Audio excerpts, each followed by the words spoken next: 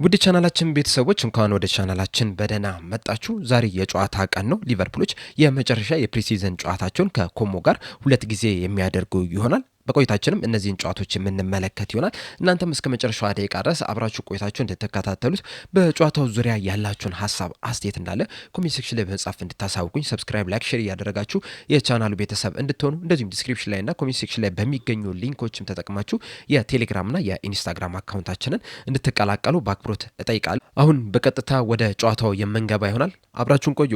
ዛሬ ሊቨርፑሎች ከኮሞ ጋር ሁለት የፕሪሲዝን የመጨረሻ ጨዋታዎችን የሚያደርጉ ይሆናል። የመጀመሪያው ጨዋታ በዝግ ስቴዲየም ደጋፊ ሳይኖር 7 ሰዓት ተኩል ላይ የሚያደርጉ ሲሆን ሁለተኛው ጨዋታ ደግሞ ደጋፊዎች በተገኙበት ምሽት 2 ሰዓት ላይ የሚደረግ ጨዋታ ነው። እንደዚህ አይነት ነገሮችን እንግዲህ ከዚህ ቀደምም ሲያደርጉ መመልከት ይችላል። በተለይ ባለፈው ሲዝንም በተመሳሳይ መንገድ ሁለት ጨዋታዎችን ማድረግ ይችሎ ነበረ።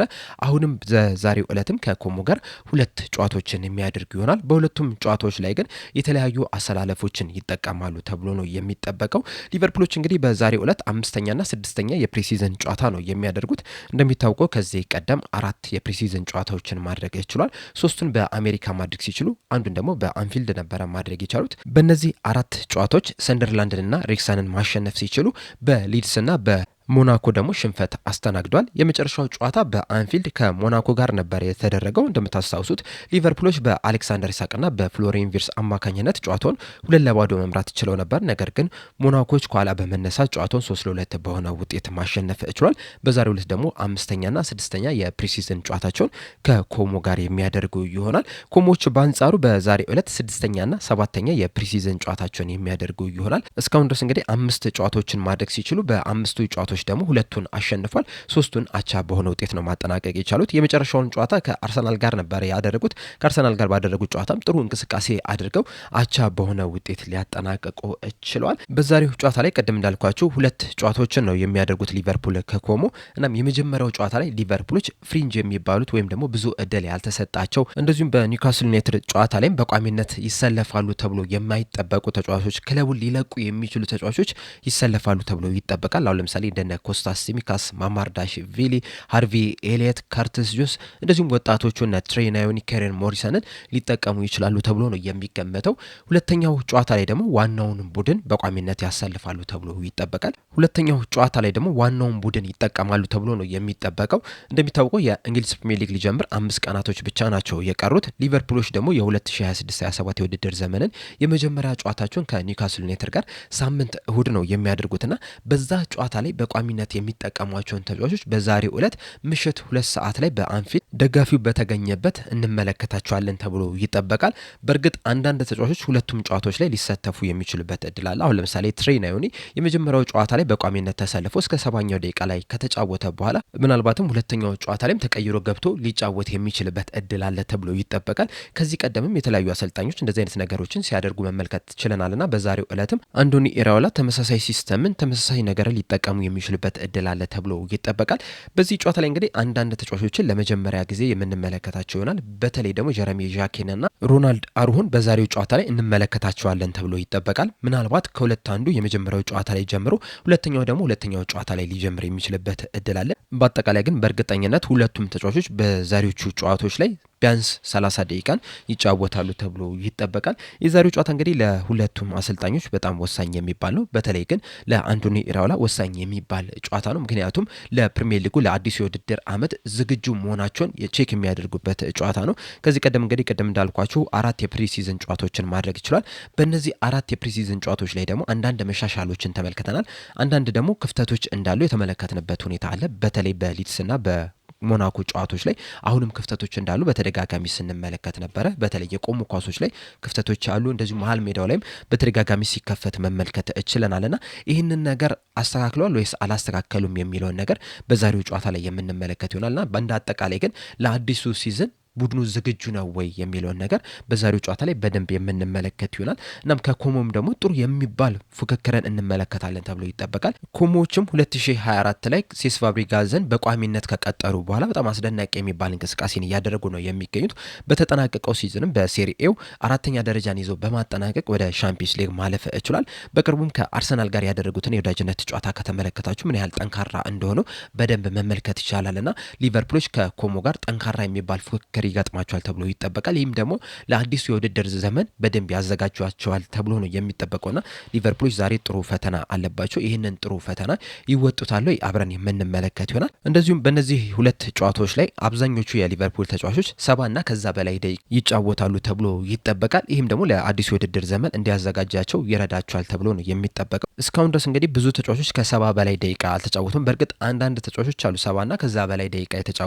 ለምሳሌ ዶሚኒክ ሶቦስላይ ከ70 ደቂቃ በላይ ተጫውቷል በአንድ ጨዋታ ላይ እና በዛሬ ጨዋታ ላይም 90 ደቂቃን ይጫወታል ተብሎ ይጠበቃል። ከሱ በተጨማሪም ግን እነ አሊሰን ቤከር፣ ምናልባትም ቨርጅል ቫን ዳይክ፣ እንደዚሁም እነ ሚሎስ ኬርኬዝ፣ እነ ጀረሚ ፍሪምፖንግ፣ አሌክሳንደር ኢሳክ፣ ፍሎሪን ቪርትስ 70 እና ከ70 ደቂቃ በላይ ይጫወታሉ ተብሎ ይጠበቃል። ይህን ያህል ደቂቃ የሚጫወቱ ከሆነ ደግሞ በምን አይነት ኢንቴንሲቲ ነው የሚጫወቱት፣ በምን አይነት ፕረስ ነው የሚጫወቱት ሚለውን ነገር ለማየት በጣም የሚያጓጓ ነው። ምክንያቱም ባለፉት ጨዋታዎች ላይ እንደተመለከት ነው የመጀመሪያዎቹን 45 ደቂቃ ላይ በጣም ጥሩ ሲንቀሳቀሱ ተመልክተናል። ከዛ በኋላ ግን በተለይ ሁለተኛው አጋማሽ ላይ ተጫዋቾች ከተቀየሩ በኋላ ግን በደንብ ሲቸገሩ የተመለከትንበት ሁኔታ አለ።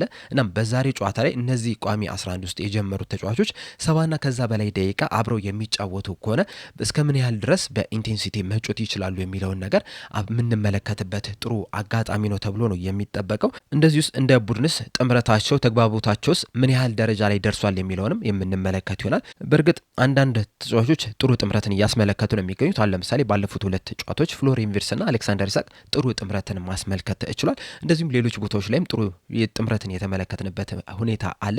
በዚህ ጨዋታ ላይ እነዚህ ከዚህ ቀደም የተመለከትናቸው ጥምረቶች ተግባቦቶች ይቀጥላሉ ወይ፣ እንደዚህ ውስጥ አዲስስ ጥምረት አለ ወይ የሚለውን የምንመለከትበት ጥሩ አጋጣሚ ነው ብዬ ነው የማስበው። በተጨማሪም የመጀመሪያው ጨዋታ ላይ ፍሪንጅ የሚባሉ ተጫዋቾች ብዙ እድል ያልተሰጣቸው ክለቡ ሊለቁ የሚችሉ ወጣት ተጫዋቾች ይሰለፋሉ ተብሎ ነው የሚጠበቀው እና በዚህ ጨዋታ ላይም እነዚህ ተጫዋቾች ምን አይነት ደረጃ ላይ ናቸው የሚለውን የምንመለከትበት አጋጣሚ ተፈጥሯል።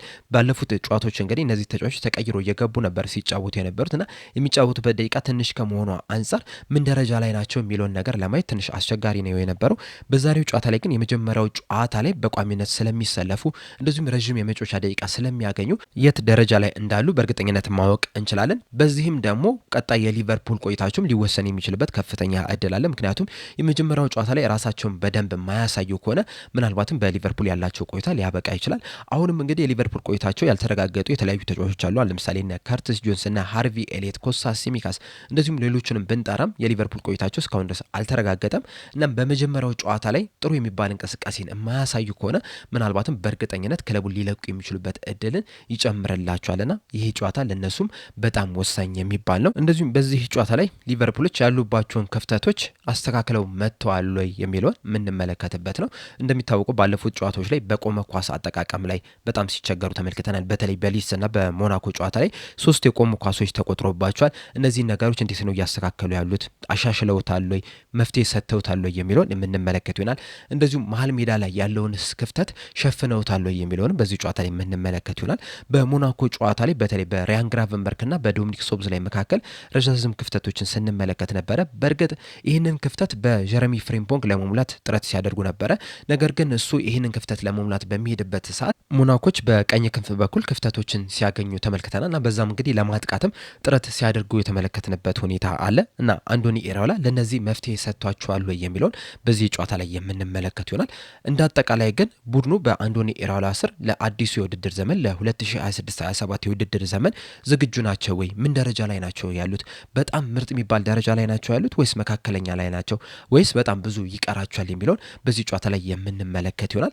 ከዛ በተጨማሪም ግን የተጫዋቾቹን ማች ፊትነስን በደንብ የምንመለከት ይሆናል። ለአዲሱ የውድድር ዘመን ምን ያህል ዝግጁ ናቸው፣ በሃይ ኢንቴንሲቲስ ምን ያህል ደቂቆችን ለመጮት ብቁ ናቸው የሚለውን በዚህ ጨዋታ ላይ በደንብ የምንመለከት ይሆናልና ብዙ ነገሮችን የምንማርበት ጨዋታ ነው ተብሎ ነው የሚጠበቀው። እናንተስ በዚህ ጨዋታ ላይ ምንድን ነው የምትጠብቁት? ከቡድኑስ ምን ማየት ነው የምትፈልጉት? እንደዚሁስ ለቀጣይ የውድድር ዘመን ሊቨርፑሎች ብቁ ናቸው ወይ ዝግጁ ናቸው ብላችሁ ታስባላችሁ? መልሳችሁን፣ አስተያየታችሁን፣ ሀሳባችሁ እንዳለ ኮሜንት ሴክሽን ላይ በመጻፍ አሳውቁኝ። ለአሁን ግን እዚህ ላይ አበቃው።